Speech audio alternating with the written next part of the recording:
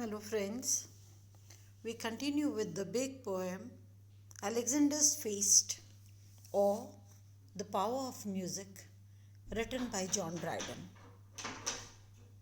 The poem is about the Alexander's Feast,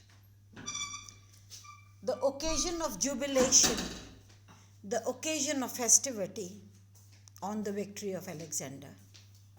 But also, that was the occasion of celebration of the power of music played by the great poet Timotheus. Until now, we have studied how the gathering is there celebrating Alexander's victory over the king of Persia, Darius.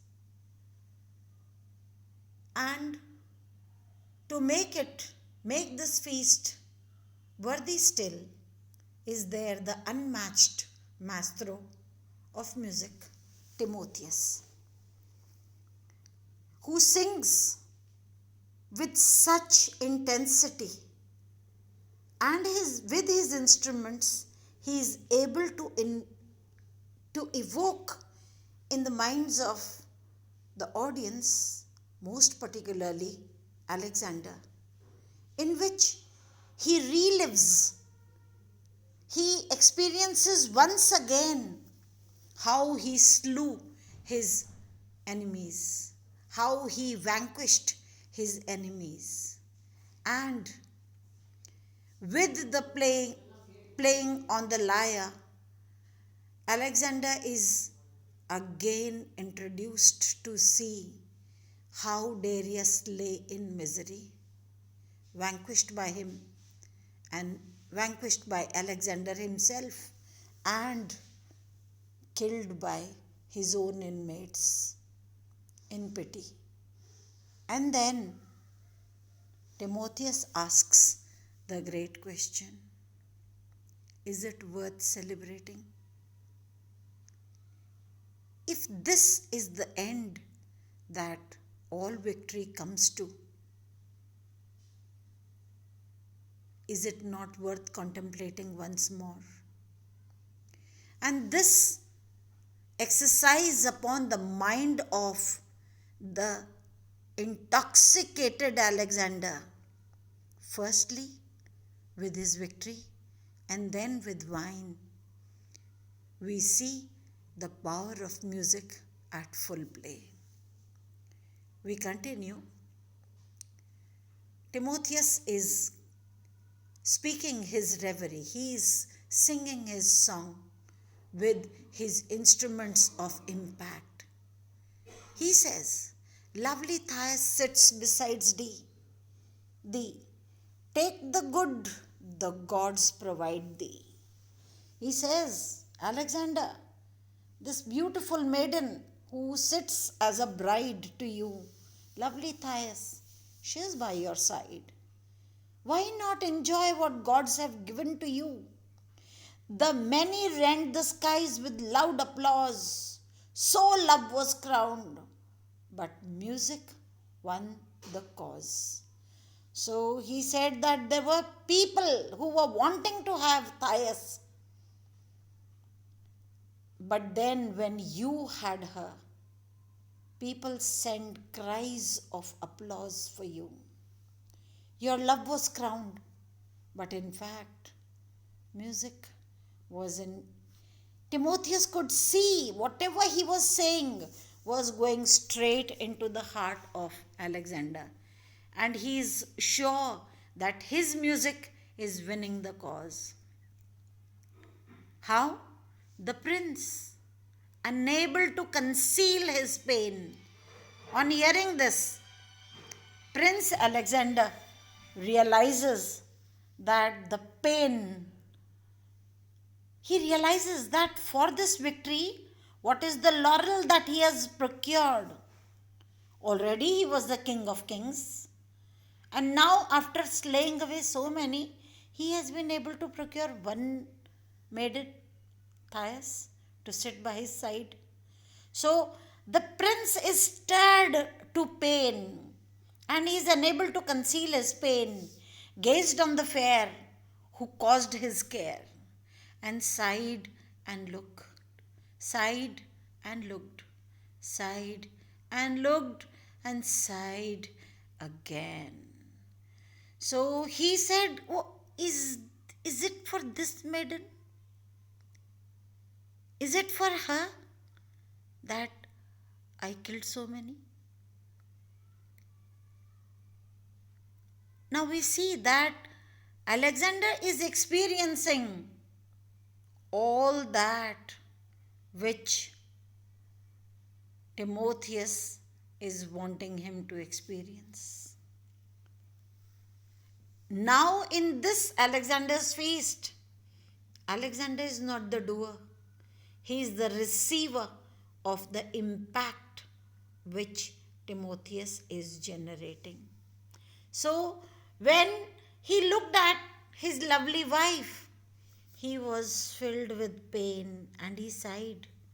And he looked at the prize that he has won and sighed and looked and sighed and looked and sighed again. At length, with love and wine at once oppressed, the vanquished victor sunk upon her breast. At length, after all that sighing and looking and sighing and looking. So, sighing is that internal contemplation, and looking is trying to assimilate. He's thinking, what actually has been the reward of all this labor? And he looked at Thais. Is it for her? And he sighed and looked at her. So at length, at last, with love and wine. So what were pressing hard upon his heart? Love for this maiden and wine. The vanquished victor. A beautiful expression which John Dryden has used. It's an opposite placed side by side. And this is an exclusive expression to tell you vanquished is defeated, victor is winner. The winner has been defeated. What has defeated the winner? The music, the power of music, the words, the stirring speech, the oration, and the playing of the music by Timotheus has made the victor vanquished. And he sunk upon her breast. In desperation, in complete desperation, and full realization of the horror of what he has done.